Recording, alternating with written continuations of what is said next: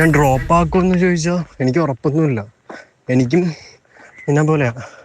ആരെന്ത് പറഞ്ഞാലും എനിക്കൊരു കുഴപ്പമില്ല. എനിക്ക് പഠിക്കുന്ന ഗ്രാജുവേറ്റഡ് ആകണം, ഡോക്ടറായി ഇറങ്ങണം. അതുമാത്രമല്ല പ്രിൻസിപ്പളും HOD മാരും നിനക്കറിയുമെന്ന് എനിക്കറിയത്തില്ല. അന്ന് നമുക്ക് DA എക്സാം നടന്നല്ലോ ലാസ്റ്റ്. അപ്പോൾ ഒരു കൊച്ചു സാറ് അറിയുന്നില്ല, ഒരു വെളുത്ത ഒരു പൊക്കം കുറഞ്ഞൊരു സാറ്.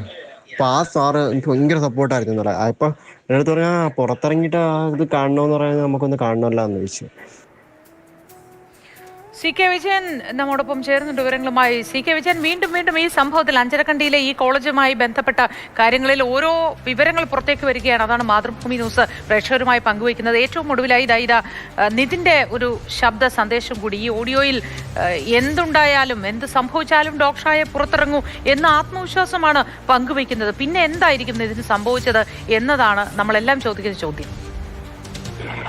ഏതായാലും ഇത് ഏതോ ഒരു സംഭവത്തിന്റെ തുടർച്ചയായി നിതിൻ മറ്റൊരു സുഹൃത്തിനോട് സംസാരിക്കുന്നതിന്റെ ഒരു ഭാഗമാണ്. അവിടെ പ്രിൻസിപ്പലും HODയും ചേർന്ന് ഏതോ രീതിയിൽ ഒരു പീഡനം അല്ലെങ്കിൽ ഒരു അന്യായമായ കാര്യം ചെയ്തിട്ടുണ്ട്, ഒരു വിഷമിപ്പിക്കുന്ന കാര്യം ചെയ്തിട്ടുണ്ട്. അതിന്റെ ഭാഗമായി ഡ്രോപ്പ് ചെയ്യിക്കും എന്ന് അവർ ഭീഷണിപ്പെടുത്തിയിട്ടുണ്ട്.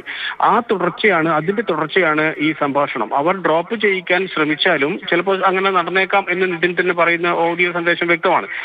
അങ്ങനെ ചെയ്താൽ പോലും താൻ ഇവിടെ പിടിച്ചു നിൽക്കുമെന്നും താൻ ഈ കോഴ്സ് കംപ്ലീറ്റ് ചെയ്ത് ഡോക്ടറായി മാത്രമേ പുറത്തിറങ്ങൂ എന്നുമാണ് നിതിൻ പറയുന്നത്. സ്വാഭാവികമായും അങ്ങേയറ്റത്തെ ഒരു നിശ്ചയദാർഢ്യത്തിന്റെയും മനോബലത്തിന്റെയും പ്രതീകമായി നമുക്ക് ഈ സംഭാഷണത്തെ കാണാം. എന്നിട്ട് കൂടി എന്തുകൊണ്ടാണ് നിതിൻ രാജിന് ആത്മഹത്യ ചെയ്യേണ്ടി വന്നത് എന്നതാണ് പ്രസക്തമായ ചോദ്യം. അതിനർത്ഥം അതിലും രൂക്ഷമായ മറ്റെന്തോ കാര്യം അവിടെ നടന്നിട്ടുണ്ട് എന്നാണ്. നിരന്തരമായി ഈ HODക്കും അതോടൊപ്പം തന്നെ ഇപ്പോൾ പ്രിൻസിപ്പലിനും കൂടെ ഇത്തരത്തിൽ ഇതിൽ പങ്കുണ്ട് എന്നുകൂടി സൂചിപ്പിക്കുന്നുണ്ട് ഈ ഓഡിയോ സന്ദേശം. ഏതായാലും വരും ദിവസങ്ങളിൽ കുറച്ചുകൂടി സംഭാഷണങ്ങൾ ഇത്തരത്തിൽ ഈ പീഡനമേറ്റതിന്റെയും എതിർപ്പുകൾ ഉണ്ടായതിന്റെയും അവിടെ നിന്നുണ്ടായ മറ്റ് പ്രശ്നങ്ങളുടെയും പേരുള്ള ഓഡിയോ സന്ദേശങ്ങൾ ഇനിയും നിതിന്റെ ഫോണിലുണ്ട്, അല്ലെങ്കിൽ നിതിന്റെ സുഹൃത്തുക്കൾക്ക് അയച്ചതുണ്ട്. അതൊക്കെ തന്നെ സംഘടിപ്പിച്ച് അന്വേഷണ സംഘത്തിന് മുമ്പിൽ എത്തിക്കാനുള്ള ശ്രമത്തിലാണ് ഇപ്പോൾ സഹപാഠികളും വിദ്യാർത്ഥികളും.